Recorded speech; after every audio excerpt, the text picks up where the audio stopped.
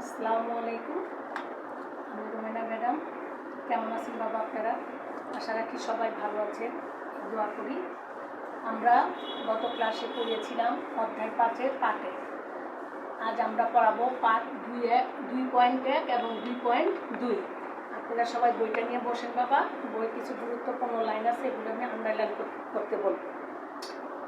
আমাদের আজকে আলোচ্য বিষয় হচ্ছে আজকে বাংলাদেশের সুনাগরিকতার প্রতিবন্ধকতা এবং এর দূরীকরণের উপায়। সুনাগরিকতার প্রতিবন্ধকতা এবং এর দূরীকরণের উপায়।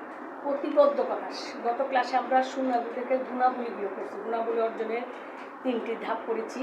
আজকে সুনাগরিকের প্রতিবন্ধকতা। প্রতিবন্ধকতাটা কি? প্রতিবন্ধকতাটা হলো বাধা কিংবা অন্তরায়, মানে একটা কোনো কিছু করতে গেলে বাধা দেওয়া। এই জন্য সুনাগরিকে যখন অর্জন করতে গেলে তার পথে কতগুলো প্রতিবন্ধকতা থাকে, সেগুলো আমরা করব এবং এর দূরীকরণের উপায়, এটা কীভাবে দূর করা যায় সেগুলো আমরা ডিটেলস আলোচনা করব।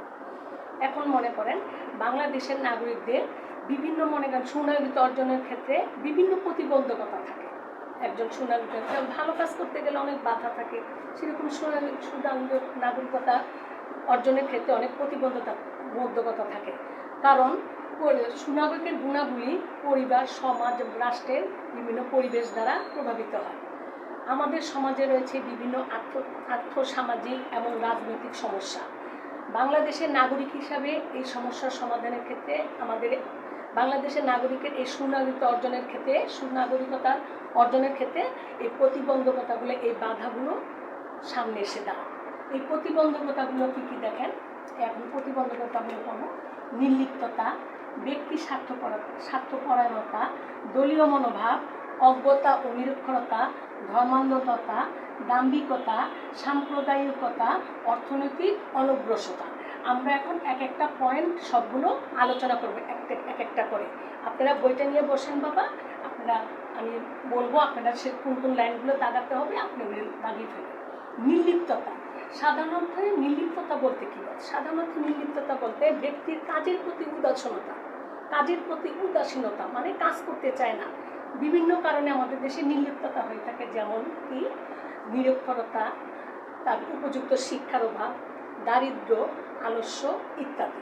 এই সমস্ত কারণে বিভিন্ন কারণে নির্লিপ্ততা তৈরি হয়। আপনারা এই লাইনটা দাগিয়ে ফেলেন। বিভিন্ন কারণে নির্লিপ্ততা আমাদের দেশে প্রায় বিভিন্ন জায়গায় বিভিন্ন ক্ষেত্রে নির্লিপ্ততা লক্ষ্য করা যায়।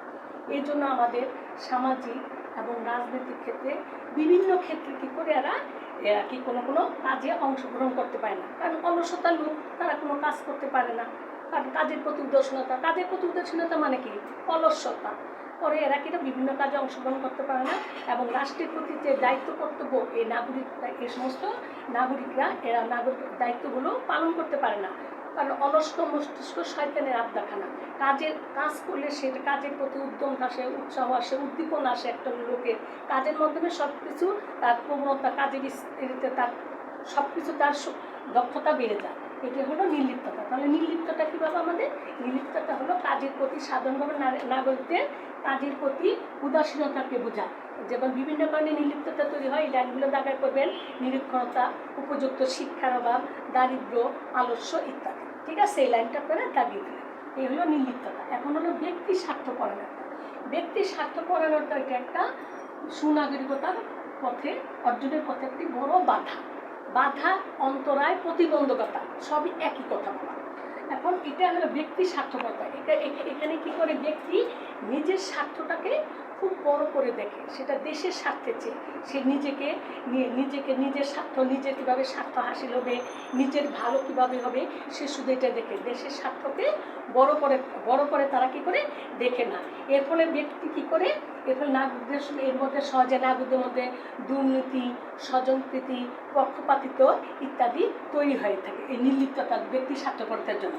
এর ফলে এখানে অনেক সময় দেখা যায় যে এর নিচে দাগ দেন, ব্যক্তি নিজের স্বার্থপরের জন্য কী কী তৈরি হয়, তার মধ্যে পড়ে থাকে দুর্নীতি, স্বজনপ্রীতি, পক্ষপাতিত্ব। এই কারণে কি হয়, ব্যক্তি কি করে নির্বাচনের ক্ষেত্রে তারা কি করে উপযুক্ত লোককে, এই স্বার্থপরতার জন্য তারা কি করে নির্বাচনের ক্ষেত্রে যোগ্য লোক, উপযুক্ত লোককে তারা তারা কি করে বাদ দিয়ে তারা দলীয় এবং ব্যক্তিগত স্বার্থ হাসিলের জন্য নিজেদের পছন্দ মতো লোককে তারা কি করে ভোট দিয়ে থাকে, নির্বাচন তারা প্রতিনিধি করে থাকে নির্বাচনে। এর ফলে কী করে, এছাড়াও যোগ্য লোককে বাদ দিয়ে তারা কি করে বিভিন্ন চাকরি, তাদের নিজেদের আত্মীয়, ব্যক্তিগত স্বার্থকতা, বিভিন্ন লোককে ব্যক্তিগত সাথে বিভিন্ন লোককে তারা কি করে কাজ দিয়ে থাকে, চাকরি দিয়ে থাকে। এটা একটা স্বজনপ্রীতি এবং কি একটা আর্থিক অনিয়ম করে। কারা এটা? এই ধরনের ব্যক্তি স্বার্থকর্তা লোকেরা। এটা আমাদের নাগরিকতা অর্জনের পথে একটা বড় বাধা। এবার আমরা দলীয় মনোভাব করব। দলীয় মনোভাবটা কি? মনে করেন গণতান্ত্রিক শাসন ব্যবস্থায় এই ধরনের দলীয় মনোভাব লক্ষ্য করা যায়। গণতান্ত্রিক দলীয় মনোভাব কি? গণতন্ত্র কি করে আমাদেরকে ভিন্ন মতের প্রতি শ্রদ্ধাশীল হতে শিখছে। কারণ গণতন্ত্র অর্থ হচ্ছে জনগণের শাসন। এই গণতন্ত্রটা আমাদের ভিন্ন মতের প্রতি শ্রদ্ধাশীল হতে শেখায়। কিন্তু একই ব্যবস্থা বা নিজ দলের প্রতি, কিন্তু এই ব্যবস্থা কি করে দলীয় মনোভাব, নিজ দলের প্রতি এক ধরনের মনোভাব এবং বিরোধী দলের প্রতি আরেক ধরনের মনোভাব, এই ধরনের মনোভাব সৃষ্টি হয়। পরে এটা কি করে মনোভাবের এক ধরনের সৃষ্টি, এর ফলে আমাদের কি করে দলীয় ক্ষেত্রে এক ধরনের কোন্দল, এক ধরনের কি করে আমাদের সুনাগরিকতা পথে একটা অন্তরা হিসেবে বাধা হয়ে দাঁড়ায়। তারপর হলো অজ্ঞতা ও নিরক্ষরতা। এই অজ্ঞতা নিরক্ষরতা দেখেন কি, এটিও একটি সুনাগরিকতা অর্জনের পথে আরেকটি প্রতিবন্ধকতা। অজ্ঞ এবং নিরক্ষর লোক অনেক কিছু জানতে পারে না এবং বুঝতে পারে না। আমাদের দেশে প্রায় 1/3 নাগরিক হলো কি নিরক্ষর। এটা নিচে আপনারা আন্ডারলাইন করেন। আমাদের দেশে প্রায় 1/3 নাগরিক নিরক্ষর। আবার যারা লেখাপড়া করে তারা আবার স্বল্প শিক্ষিত, যারা একটু লেখাপড়া পারে, লেখাপড়া জানেন, তারা আবার স্বল্প শিক্ষিত। তাহলে কি আবার বলবো, অজ্ঞতা এবং নিরক্ষরতা লোক কখনো কোনো কাজ কিছু জানেও না, বুঝেও না। আমাদের দেশের মোট জনসংখ্যার 1/3 লোক নিরক্ষর। এটা নিচে দাগ দেন, আন্ডারলাইন করেন। আমাদের দেশে প্রায় 1/3 নাগরিক কি নিরক্ষর। তারা কি করে, তারা আবার যারা লেখাপড়া করে তারা আবার স্বল্প শিক্ষিত। ফলে তারা কি করে প্রয়োজনীয় ক্ষেত্রে, দেশের প্রয়োজনীয় ক্ষেত্রে, তারা প্রয়োজনীয় ক্ষেত্রে কাজ করার জন্য তারা সঠিক সিদ্ধান্ত নিতে পারে না এবং কি করে রাষ্ট্রের দায়িত্বগুলো তারা কি করে সঠিকভাবে পালন করতে পারে না। কারা পারে না? অজ্ঞতা এবং নিরক্ষর লোক। এ হলো আমাদের আরেকটু প্রতিবন্ধকতা একটা চলে। এবার হলো ধর্মান্ধতার অর্থটা কি? ধর্মের প্রতি বিশ্বাস, ধর্মের প্রতি অন্ধ, ধর্মের প্রতি গাঢ় বিশ্বাস। এই ধর্মান্ধতা একটি সুনাগরিকতার কথা আর একটা অন্তরায়। এই ধর্মান্ধতা ব্যক্তিরা কি করে অন্য ধর্মের প্রতি বিদ্বেষী থাকে, ব্যক্তিকে অন্য ধর্মের প্রতি বিদ্বেষী করে তোলে। বিদ্বেষী মানে অন্য ধর্মের প্রতি অন্য ধর্মের প্রতি তার রাগ, অন্য ধর্মের প্রতি তার হিংসা একটা অন্যরকম কাজ করে থাকে। এই ধরনের মনোভাব কি করে বিভিন্ন ধর্মের লোকদের মধ্যে বিভিন্ন বিভেদ এবং সংঘাত সৃষ্টি করে। এই ধর্মান্ধতা এটা কি করে বিভিন্ন লোকের মধ্যে বিভেদ এবং সংঘাত সৃষ্টি করে। বিভেদ মানে কি? মনোমালিন্য, রাগ, মানে এরা তিক্ততা, এক ধর্মের প্রতি অন্য ধর্মের তিক্ততা সৃষ্টি হয়, বিভেদ সৃষ্টি হয়। এই ধরনের পরিস্থিতি থাকে, তাহলে আমাদের দেশ কখনো উন্নতির পথে এগিয়ে যেতে পারবে না এই ধর্মান্ধতা ব্যক্তির জন্য। এবার হলো দাম্ভিকতা অর্থ কি? অহংকার। দাম্ভিকতা অর্থ কি বাবা?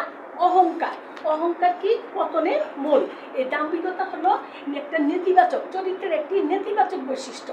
দাম্ভিকতা লোককে নিজেকে খুব বড় মনে করে, অন্যের মতামতকে তারা কি করে নিজেকে বড় মনে করে, কি করে অন্যকে পাত্তা দিতে চায় না, অন্যের মতামতকে তারা প্রাধান্য দেয় না, অন্যের মতামতকে তারা মেনে নিতে চায় না।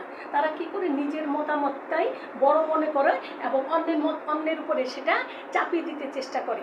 এটা হলো সুনাগরিকতা অর্জনের ক্ষেত্রে আমাদের আরেকটা প্রতিবন্ধকতা। এই ধরনের দাম্ভিকতা আমাদের পরিহার করা উচিত। যারা এই ধরনের দাম্ভিকতা নিয়ে চলাফেরা করেন, নিজের মনোবৃত্তি এভাবে করতে, তারা দেশের ক্ষেত্রে কখনো দেশের উন্নয়নের ক্ষেত্রে কখনো অগ্রণী ভূমিকা তারা পালন করতে পারে না। তারা কি করে? তারা সবসময় নিজেকে অহংকারী মনে করে। তারপরে কি হলো সাম্প্রদায়িকতা। এটা কি করে? এই ধরনের একটি সংখ্যাগরিষ্ঠ ধর্মের আধিপত্য থেকে এই সাম্প্রদায়িকতা মনোভাব তৈরি হয়। কি হয়? একটা সংখ্যাগরিষ্ঠ ধর্মের আধিপত্য থেকে এই সাম্প্রদায়িকতা তৈরি হয়ে থাকে, মনোভাব তৈরি হয়। সংখ্যাগরিষ্ঠ লোকদের মধ্যে এমন মনোভাব তৈরি হয়, তারা কি করে একটা সংখ্যালঘিষ্ঠ লোকদের মধ্যে এমন মনোভাব তৈরি হয় যে তারা তারা তারা কি করে নিজ ধর্মকে অন্যের ধর্মের চেয়ে একমাত্র সত্য হিসেবে বিশ্বাস করে। তারা কি করে নিজ ধর্মকে, এই সাম্প্রতিক একটা সংখ্যালঘুষ্ট মানুষ কি করে অন্য ধর্মের কি করে, এরা অন্য ধর্মের এমন মনোভাব তৈরি হয় তাদের মধ্যে, তারা তখন কি করে তারা নিজ ধর্মকে অন্য ধর্মের চেয়ে সত্য বলে মনে করে যে আমাদের ধর্মটাই সবচেয়ে বড়, আমাদের ধর্মের মতো কোনো ধর্ম নাই, আমাদের ধর্মটাই সবচেয়ে বড়, বিশ্বাসী, একদম সত্য প্রমাণিত, এভাবে এরা মনে করে। এর ফলে কি করে বিভিন্ন সাম্প্রদায়িকের মধ্যে বিদ্বেষ, বিভেদ, এগুলি অশান্তি বিরাজ করে। তারপর হলো অর্থনৈতিক অনগ্রসরতা।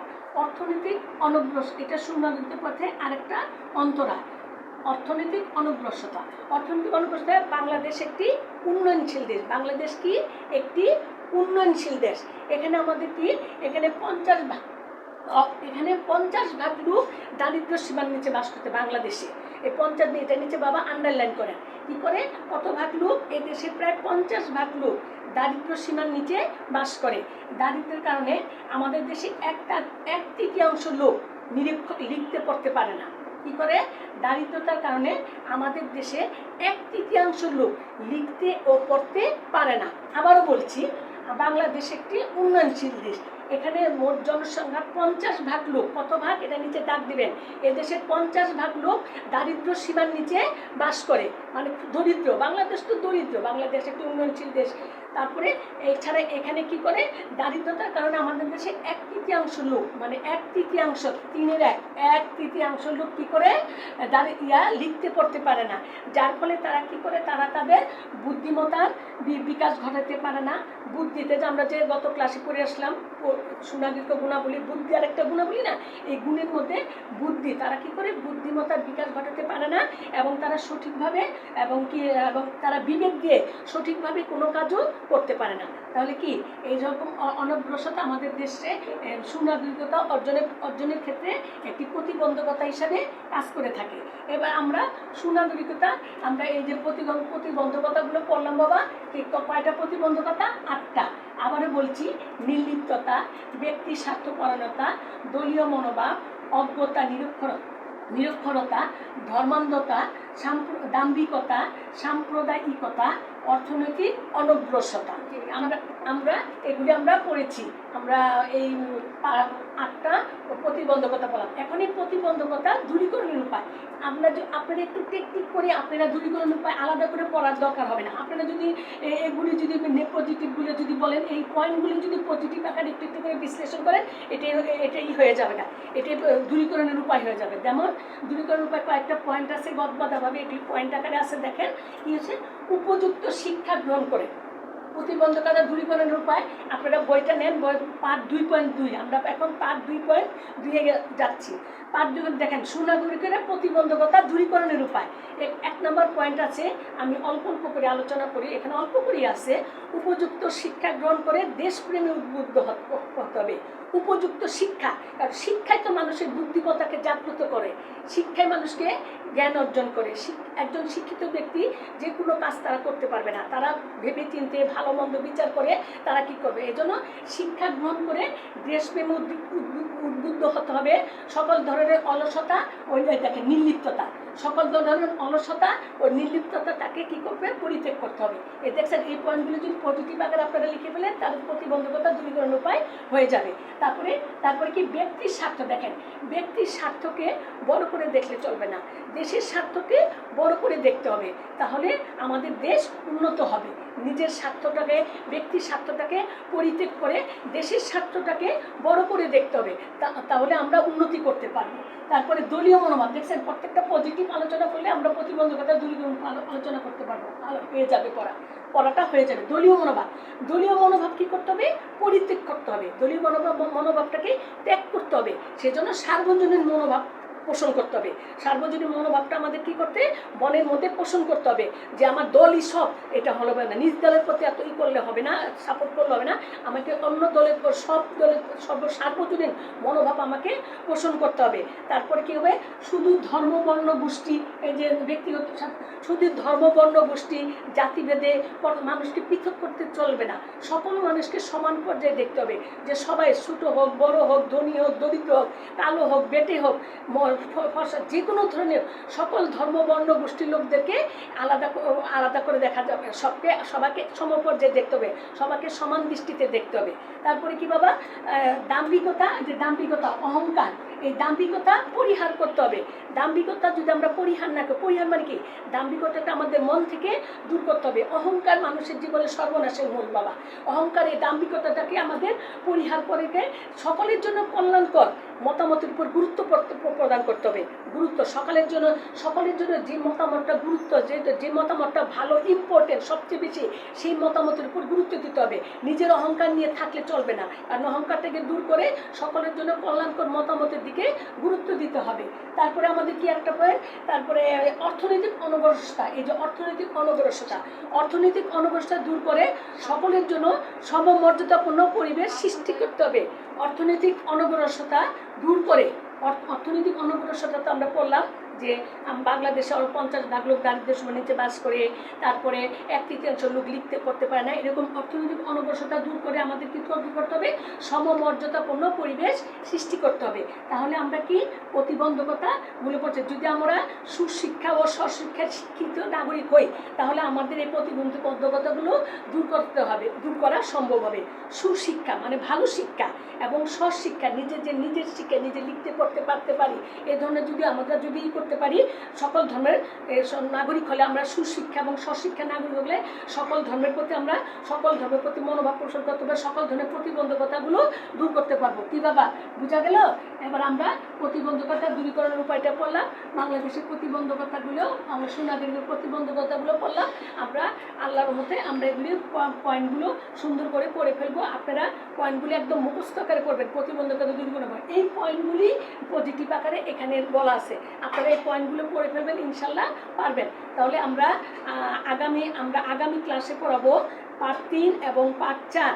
আমরা আগামী ক্লাসে কি পড়াবো বাবা, পার্ট 3 পার্ট 4, আর পারলে সৃজনশীলগুলো দিয়ে দিব, কারণ পার্ট 3 পার্ট 4 এটা তেমন বড় না, অল্প, আপনারা এটা পড়ে ফেলবেন। আর আমি যে আজকে পড়াটা পড়ালাম, এটা অনেক সহজ একটা পড়া।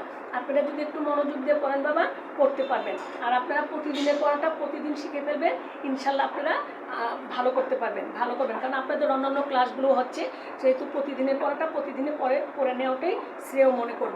আর আপনারা করবেন, পুরাতন পড়াগুলো একটু দেখতে চেষ্টা করবেন। ঠিক আছে বাবা, আপনারা ভালো থাকেন, সুস্থ থাকেন, এই দোয়া করে আমি আমার পাঠদান আজকে শেষ করলাম। খুদা হাফেজ, আসসালামু আলাইকুম।